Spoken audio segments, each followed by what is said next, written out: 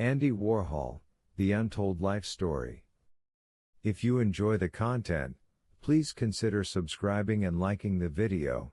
It truly helps the channel grow. Andy Warhol's story begins in a small, crowded apartment in Pittsburgh, Pennsylvania, on August 6, 1928. He was born Andrew Warhol, the youngest of three sons of Andre and Julia Warhol, immigrants from a poor, mountainous region that is now part of Slovakia. His parents were Byzantine Catholic, spoke broken English, and worked hard at low-paying jobs. His father labored in construction and coal, his mother decorated eggs, embroidered, and drew. They had little money, but they carried with them a deep attachment to faith, folk art, and the idea that their children might have an easier life. As a child, Andy was often sick. He suffered from attacks of a nervous system illness sometimes called street vitus dance, which made his limbs tremble and forced him to stay in bed for long stretches. During those long, quiet days, his mother would sit by him and draw. She showed him how to trace, how to copy pictures from magazines and comic strips. He listened to the radio, collected movie star photos, and dreamed about Hollywood. While other kids were outside playing, Andy was inside, staring at glossy images of Shirley Temple and other stars, learning to love the world of pictures, fame, and fantasy. Later, he would turn this childhood obsession into a new kind of art. In school, he was shy and awkward. He spoke softly, and his pale skin and nervous manner made him stand out. But he could draw. Teachers noticed the quiet boy who filled notebooks with sketches. His family was poor, yet they saved what they could to support his talent. When Andy's father died after an accident, he left a small sum of money and made one request, that Andy go to college. It was a big dream for a working-class immigrant family in the 1940s, but it changed Andy's life. Andy enrolled at the Carnegie Institute of Technology in Pittsburgh, now Carnegie Mellon University, to study commercial art. He was not training to be a fine artist in the traditional sense, he was learning how to make images for ads, magazines, and products. He learned layout, typography, and how to simplify shapes so they would jump off a printed page. He experimented with a technique called blotted line, pressing wet ink from one sheet onto another to create delicate, broken outlines. It was clever, stylish, and perfect for fashion and advertising. In 1949, diploma in hand, Andy Warhol got on a train to New York City. The city was crowded, noisy, and full of opportunity.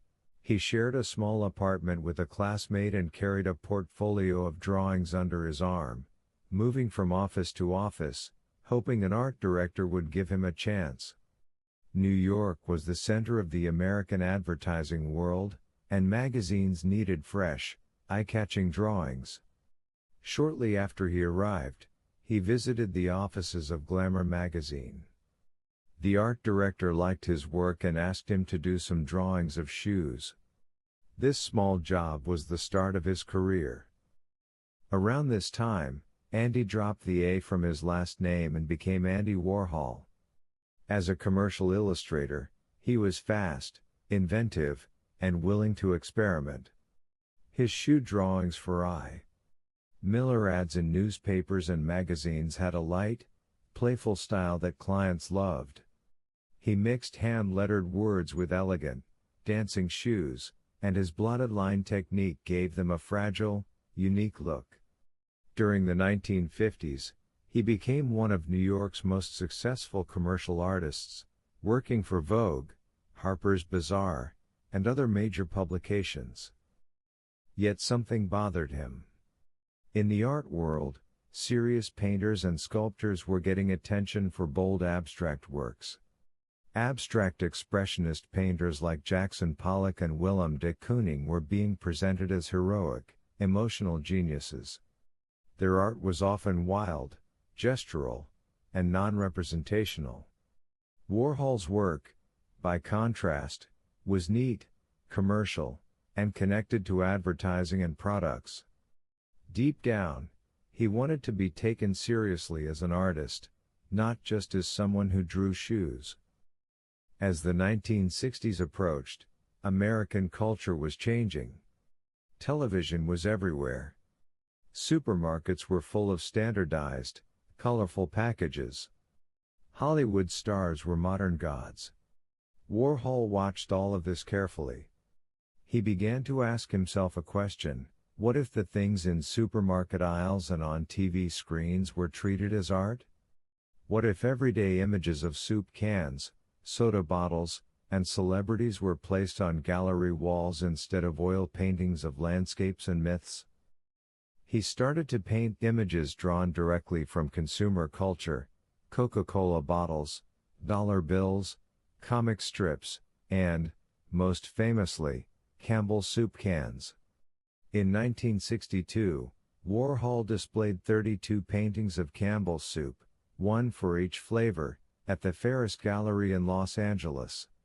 They were simple, flat images, 1 can per canvas, lined up like products on a shelf. Some critics were outraged. This wasn't real painting, they said. It was copying, repetition, and advertising, not high art. But other viewers felt something electric and new in the work. Warhol's soup can spoke directly to modern life in a mass-produced, media-saturated America. Wikipedia. Warhol quickly became a central figure in what came to be called pop art, a movement that used imagery from popular culture, ads, comic books, movie stars, to challenge old ideas about what art could be. He moved from hand painting to silkscreen printing, a technique that allowed him to repeat images over and over with slight variations. He used publicity photos of Marilyn Monroe, Elvis Presley, and Elizabeth Taylor, printing their faces in bright, unnatural colors. The repeated images looked glamorous, but also eerie, as if fame itself were being mass-produced. To many people, Warhol's work seemed cold or empty. But beneath the surface there was a sharp, almost documentary way of looking at American life. He showed how icons are manufactured, how tragedy and glamour coexist in a single face. His Marilyn Monroe series, for example, was created shortly after her death. Her smile is still there, but the repeated, misregistered prints and harsh colors give a feeling of fragility and loss. Warhol's studio in Manhattan became as famous as his art. He called it the Factory. It was a large loft space with walls covered in silver foil and paint, filled with cameras, tape recorders, and people. Assistants helped him pull silkscreens, stretch canvases, and produce prints. The Factory was part studio, part hangout, part experimental film set. It attracted artists, musicians, writers, drag queens, socialites, and people who simply wanted to be seen. Among the Factory's regulars were the so-called superstars, young men and women whom Warhol filmed, photographed, and cast in his movies. Some, like Edie Sedgwick, became small legends of the 1960s underground scene. Edie, with her short blonde hair, heavy eye makeup, and fragile charisma, starred in several Warhol films and became a symbol of both the glamour and the danger of life around the Factory. Others came and went, swept up in the swirl of drugs, parties, and ambition. People? Calm. Warhol's films were unlike typical Hollywood movies. He made long, minimalist works such as Sleep, 5 Hours of a Man Sleeping, and Empire, an 8-hour shot of the Empire State Building. He also created experimental narrative films like Chelsea Girls, which used split screens and improvised performances. These movies tested the patience of audiences but also pushed the boundaries of what film could be. They were like living diaries of the people and atmosphere around him. Wikipedia. Music was another part of the picture. In the mid-1960s, Warhol became the manager and promoter of a band called the Velvet Underground, fronted by Lou Reed and John Cale. He designed the now iconic banana cover for their debut album The Velvet Underground and Nico, and helped stage multimedia shows called The Exploding Plastic Inevitable, concerts that mixed strobe lights, projected films, live music, and performance art. The band's dark, experimental sound and Warhol's imagery together formed a powerful portrait of the underbelly of New York life. While his public persona grew larger, Warhol himself often behaved like an observer, calm, distant, and quiet, hiding behind large glasses and a pale expression. He recorded conversations with a portable tape recorder, took countless Polaroid photos, and seemed more interested in documenting others than exposing his own feelings. He once said he wanted to be a machine, a statement that fit his repetitive art and his cool, almost mechanical way of responding in interviews. On June 3, 1968, the story took a violent and nearly fatal turn. Valerie Solanas, a troubled writer and radical figure who had appeared around the factory, entered Warhol's studio with a gun. She shot him at close range, critically wounding him. Warhol's heart stopped on the operating table. Doctors opened his chest and massaged his heart by hand in a desperate attempt to keep him alive. He survived, but barely. His torso was left covered in scars, and he lived with pain and health problems for the rest of his life. Wikipedia. The shooting marked a clear dividing line in his life and career. Before the shooting, the factory had an almost chaotic openness, people coming and going, doors unlocked, energy spilling in every direction. Afterward, things became more controlled. Security was tightened.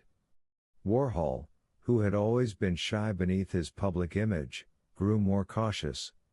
Some friends later said that he was never quite the same, that a deeper fear and distance settled into him. In the 1970s, Warhol reinvented himself as a business artist. He openly embraced the idea that art and money were connected. He started making commissioned portraits of wealthy collectors, celebrities, and socialites. For a fee, anyone with enough money could be transformed into a Warhol image, a smiling face flattened into bright, silk-screened color blocks. These portraits filled galleries and paid the bills, causing critics to argue about whether he had sold out or simply revealed the true nature of the art market. Wikipedia. At the same time, he founded Interview magazine, which focused on film, fashion, and celebrity. The magazine became a chronicle of the New York social scene, with in-depth conversations and photo spreads that mixed high culture with nightlife and gossip. Warhol's position shifted from outsider to insider. He was a regular presence at Studio 54, the legendary disco where artists, models, politicians, and rock stars danced under spinning lights into the early hours of the morning. Wikipedia. But Warhol's work did not stand still. He continued to experiment with series that explored deeper themes, skulls, electric chairs, car crashes, and other images tied to violence and death. He also returned again and again to symbols of power and celebrity, portraits of Mao Zedong, brand logos, and later, a major series based on Leonardo da Vinci's The Last Supper. In the 1980s, Warhol unexpectedly formed close relationships with a younger generation of artists, including Jean-Michel Basquiat and Keith Haring. Basquiat, a former street artist whose paintings pulsed with raw energy and social commentary, collaborated with Warhol on numerous works. Warhol would often lay down corporate logos or words, while Basquiat painted over or around them in a bold, expressive style. Some critics dismissed these collaborations at the time, but later they came to be seen as important meetings of two powerful artistic voices, mixing pop's cool surface with neo-expressionist urgency. Despite his reputation as a detached, fame-obsessed figure, Warhol held on to private habits that surprised many people. He remained a practicing Catholic throughout his life, attending Mass regularly, often early in the morning before others were awake. In New York, he quietly visited churches and even volunteered at a soup kitchen run by the Church of St. Vincent Ferrer, helping serve meals to the homeless. While his art often seemed focused on glamour and surfaces, his religious works and his final Last Supper series suggested a deeper, more spiritual side that he rarely discussed openly. In February 1987, Warhol checked into a New York hospital for what was supposed to be routine gallbladder surgery. He was nervous about hospitals and doctors, but he had long postponed the operation despite persistent health issues. The surgery itself appeared to go as planned, and reports initially said he was recovering. Then, unexpectedly, complications developed. On February 22, 1987, Andy Warhol died in the hospital at age 58. Many people who admired him were shocked. They had thought he would go on documenting the world forever. His funeral took place in Pittsburgh, the city where his story had begun.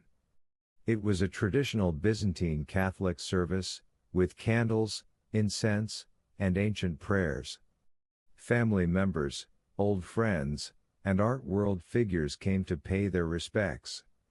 Warhol, who had seemed to belong so completely to New York's bright, artificial nightlife, was buried near the quiet hills and modest homes of his childhood. After his death, Warhol's impact only grew. In his will, he left much of his estate to support the visual arts. The Andy Warhol Foundation for the Visual Arts was established to promote contemporary art and provide grants to artists and institutions. In 1994, the Andy Warhol Museum opened in Pittsburgh, becoming the largest museum in North America dedicated to a single artist. Visitors there can walk through floors of paintings, films, photographs, and personal objects, tracing the journey from a shy boy in a working-class immigrant family to one of the most famous artists of the 20th century. Today, Warhol's images are everywhere. His Marilyns and soup cans appear in textbooks, on t-shirts, in advertisements, and in museums. His work sells for tens of millions of dollars at auctions. At the same time, debates continue about what his art really means. Was he celebrating consumer culture or criticizing it? Was he exposing the emptiness of celebrity or simply fascinated by it? The answer may be that he was doing all of these things at once. Warhol famously said that in the future, everyone would be world famous for 15 minutes. Whether or not he actually coined those exact words, the idea has become deeply connected to him. In the age of social media, reality TV, and viral videos, the concept feels even more accurate. Ordinary people can be catapulted into brief worldwide attention and then forgotten, just as quickly as a face on a magazine cover. Warhol sensed this pattern decades before the internet, and he turned it into art. His way of working, using assistants, embracing mechanical reproduction, blurring the line between studio and social scene, also predicted how many artists and influencers operate today. The Factory can be seen as an early version of a creative hub or content studio, where art, fashion, music, and media constantly overlapped. The idea that the making of an artwork, and the group of people around it, could themselves be part of the artwork is one of Warhol's lasting contributions. At the same time, his story has a darker side. The lives of several Factory superstars ended in addiction, poverty, or early death. Biographers and critics have pointed out that Warhol often watched these tragedies with a kind of emotional distance. He could be generous and loyal, but also withdrawn and hard to read. People near him sometimes felt both seen and used.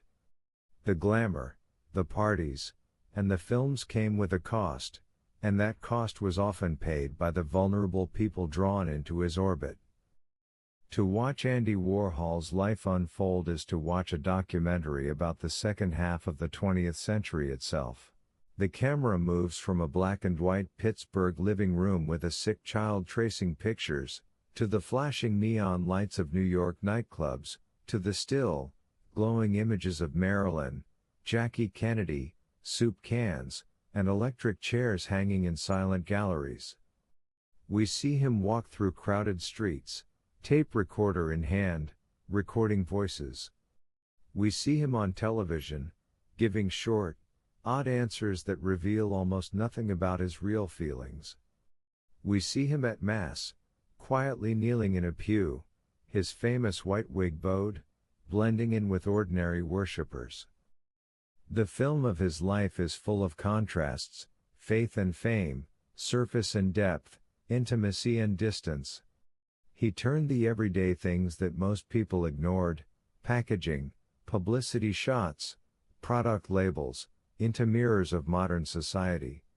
He showed that art could be made not just from oil paint and marble, but from anything the eye could see and the media could repeat. Andy Warhol died in 1987, but the world he helped define is the one we still live in.